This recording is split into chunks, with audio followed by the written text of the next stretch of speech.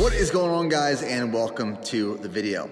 So one of the most requested topics that we have been receiving lately is a pre-run stretching and mobility routine. What I do before I go into a run every single morning, and some other things I'm going to show you that you can incorporate into your routine if you're more sore or if you're less flexible than maybe I'm currently at right now. And I want to provide these tips to help you guys become better, stronger runners. So let's dive into my pre-run mobility routine. So we're going to break this down into three categories. The three categories are stretching, myofascial release, and I'm going to be doing this using a frozen lacrosse ball. Note, frozen lacrosse ball. You should get a lacrosse ball, throw it in your freezer, and keep it there so you can have it every single morning before you go on your run. And then the third is massage or percussive massage. And for this, I'm using a Theragun. So these are the three pieces of the routine that we're going to be going through. So talking tools that you can or might need for a routine, a lacrosse ball, like I said, throw this in your freezer. It makes a big difference. It feels really good on the bottom of your feet, and I'll show you how you're going to use this. The second is just some sort of foam roller. Now this is just one off of Amazon. They have some that have like different levels of elevation or ways to penetrate the muscles a little bit deeper, but this is just a styrofoam foam roller for myofascial release. And then the last piece, again, optional, some sort of percussive massage therapy device. This is a Theragun. I love using this. I only use it for a few seconds right before taking off for the run, but I'll show you the areas where I like to focus on. Now I'm gonna start bottom and then work my way up. And the first thing I'm gonna do is, like in the morning, I run right when I wake up pretty much. So I make my coffee, and as I'm drinking my coffee, I'm leaning over like the counter in my kitchen. For here, I'm using the GHD machine. But what I'm gonna do is just stand here, I'm gonna stretch my calves. I'm just gonna work both of my calves, get a nice stretch. I'll even lean into it a little bit to get deeper, and I'll work each side.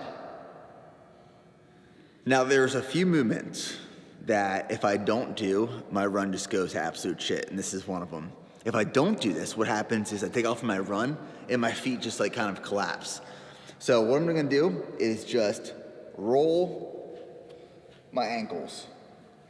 I have kind of weak ankles because when I was a baseball player in like high school, I used to always sprain my ankles, always turn them. I just have weak ankles. So this is one movement that gives me some confidence before going into a run. Now the third, like I said, working our way up, we're gonna do hamstrings and then quads and then hips. So in the morning, I'm still at the counter drinking my coffee. I'll throw each leg up there on the counter, and I'll just get a nice stretch right in the hamstring.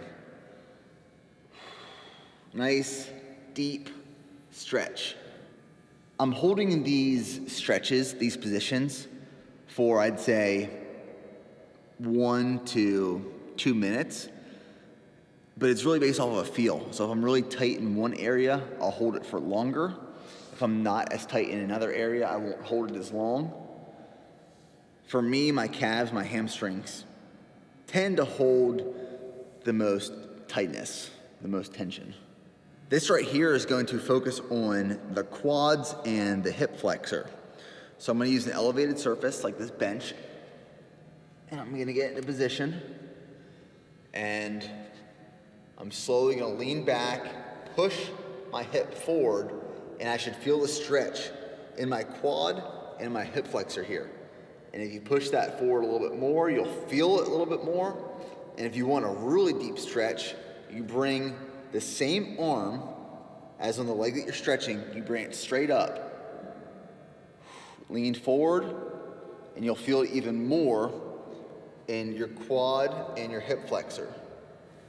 So I don't do these two every single morning, just if I really need it. If my glutes are really tight, I will get in this position right here. So it's one leg at a time. You'll bring one leg out, and I like to secure this foot with my hand. I'm gonna back the other leg out and kind of just lean into this position. I should feel it really in my glutes, my hips, and just open that up. As you get better and more mobile, you'll be able to sit down. And I can't sit down completely, but I'm getting there.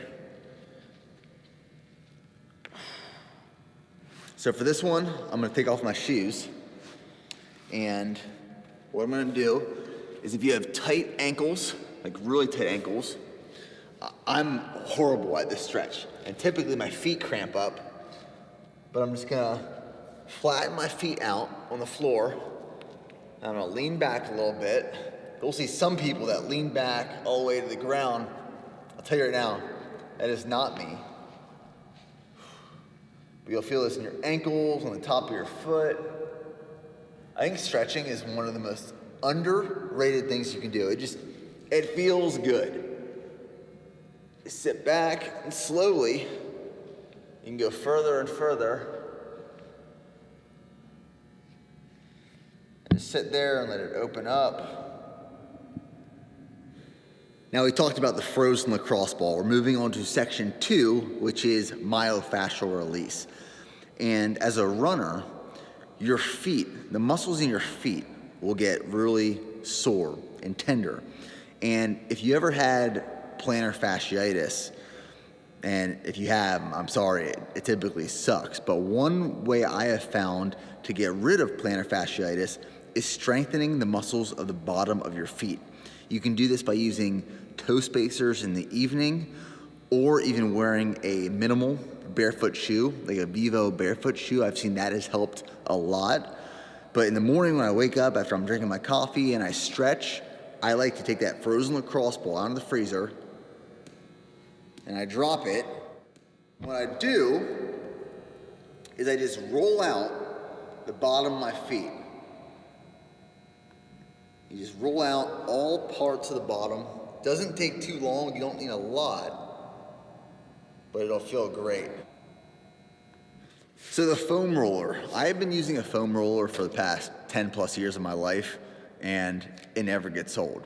Essentially, I'm just gonna roll out any part that is tender or sore or tight, and for me, it's typically my quads, my hamstrings, and my calves. Occasionally, I'll roll out my lats if those get tight or sore, but really I'm doing a lot of mobility work on the lower part of my body, because that's what a lot of mileage will do to me. It gets me tight and sore and a little tender, and we want to tenderize the meat. That is what we're doing with this. We're tenderizing the man meat. Who wants some man meat? I do. I want some man meat. Huh? Michael Dwight would like your man meat. Well, then my man meat he shall have. So I'll go on the side of my quad. And what I like to do is I want to put all that weight, all that pressure on that pressure point. I even like sometimes getting up here in the hip flexor and really digging into the hip flexor. A lot of people have tight hip flexors, and if you can open those up, it is a world of a difference. Step number 3, after stretching and after myofascial release, is now some percussive massage therapy using the Theragun. So what I'm gonna do is I'm gonna turn this on, and probably for like 30 seconds per muscle, like 30 seconds on my quad, 30 seconds on my calf, 30 seconds on my hamstring for both legs. That's really all I'll go over. So I'll turn this thing on.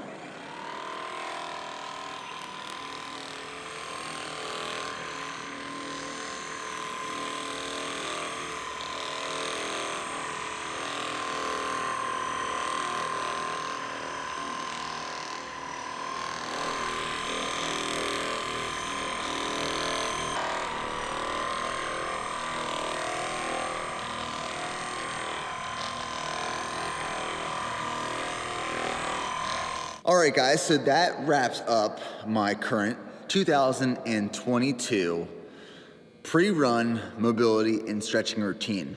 I'll spend probably 15 to 20 minutes in the morning before my run, stretching and doing some mobility in those 3 categories. First being stretching, second being myofascial release using the lacrosse ball and the foam roller, and then 3 being the percussive massage gun therapy using the Theragun. Those are the things I focus on. They make me feel really good going to a run, and I hope you guys give them a try so you're running stronger, faster, and better. So thanks for tuning in. If you guys are new, make sure you subscribe to the channel, like the video, and comment below, and we'll see you guys in the next one.